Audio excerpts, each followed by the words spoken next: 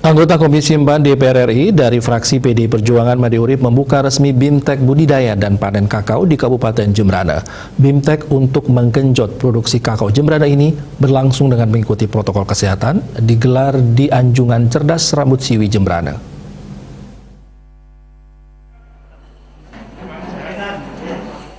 Pembukaan BIMTEK dihadiri Kabid Perkebunan Dinas Pertanian dan Ketahanan Pangan Provinsi Bali Lanang Aryawan, Bupati Jembrana diwakili Kepala Dinas Pertanian dan Ketahanan Pangan Jembrana Iwayan Sutama, Ketua DPRD Jembrana Nimade Sri Sutarmi dan anggota DPRD Jembrana Ikutut Swastika. Ketua Kelompok Tani Kakao Merta Abadi Ikadek Suantara mengakui BIMTEK ini sangat membantu petani, khususnya petani kakao di Jembrana. Terima kasih Bante dari Bapak Komisi 4 Made Urip, sangat membantu bagi petani, khususnya di petani kakao yang ada di Jembrana. Anggota Subak Abian Udiana Sari di Nengas Srikandi mengucapkan terima kasih kepada Made Urip yang telah mengadakan BIMTEK sehingga mendapat pengetahuan tentang budidaya dan pasca panen kakao. Made Urip telah berjuang agar petani bisa mengembangkan kakao di Jembrana.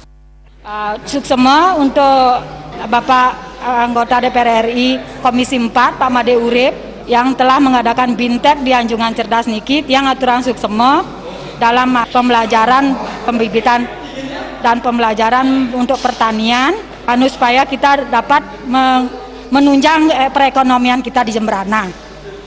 Dalam artian kita harus semangat dan punya semangat untuk kemauan untuk menanam kakao. Direktur Tanaman Tahunan dan Penyegar Ditjen Perkebunan Endi Pranoto menegaskan BIMTEK ini sangat penting karena arah kebijakan ke depan tidak sekedar bantuan untuk peningkatan produktivitas, namun salah satunya dengan memberikan bimbingan teknis budidaya dan pasca panen kakao seperti di Jembrana. Made Urip menyebut BIMTEK digelar karena ada refocusing anggaran untuk penanganan COVID-19 karena telah memberi dampak luar biasa bagi ekonomi terutama di Bali. Pihaknya menyadari sektor pertanian sangat penting karena satu-satunya yang tumbuh dalam kondisi pandemi COVID-19, khususnya di subsektor perkebunan yang paling unggul. Potensi komoditas kakao sangat luar biasa, sehingga Made Urip membagikan 100.000 bibit kakao di Jembrana. Sektor pertanian ini memegang peranan yang sangat penting di dalam menunjang ekonomi kita. Dalam kondisi COVID-19 ini, sektor yang satu-satunya bisa tumbuh itu adalah sektor pertanian. Dan ekspornya terus melonjak dalam kondisi COVID-19 ini, khususnya yang berkaitan dengan subsektor perkebunan.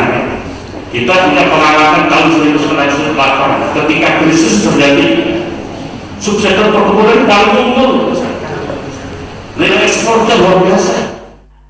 Di samping itu, ia juga sangat menyayangkan adanya alih fungsi lahan yang luar biasa untuk kepentingan di luar pertanian. Jika terus terjadi, Bali akan banyak kehilangan lahan produktif yang berubah beton. Hal itulah yang harus dicegah karena WHO sudah memberi peringatan tentang krisis pangan dunia, sehingga lahan produktif di Jembrana harus dijaga. Maka itu saya berharap kepada pemerintah daerah bagaimana menjaga lahan-lahan produktif kita ini supaya tidak terus untuk kepentingan di luar pertanian, termasuk lahan-lahan perkebunan kita yang ada di Jembrana ini, supaya jangan cepat beralih fungsi untuk kepentingan yang lainnya. Saya yakin ini kan kebanyakan BIMTEK-nya anak-anak muda, pasti punya komitmen untuk itu, untuk mempertahankan sektor pertanian kita yang ada di Jembrana ini. Ditegaskan potensi subsektor perkebunan di Jembrana sangat baik, termasuk kelautan yang jika dipadukan dengan pertanian akan sangat luar biasa. Apalagi Gubernur Bali tidak lagi menempatkan pariwisata sebagai sektor unggulan yang pertama, namun pertanian sebagai leading sektor perekonomian di Bali. Indrawan, Bali TV.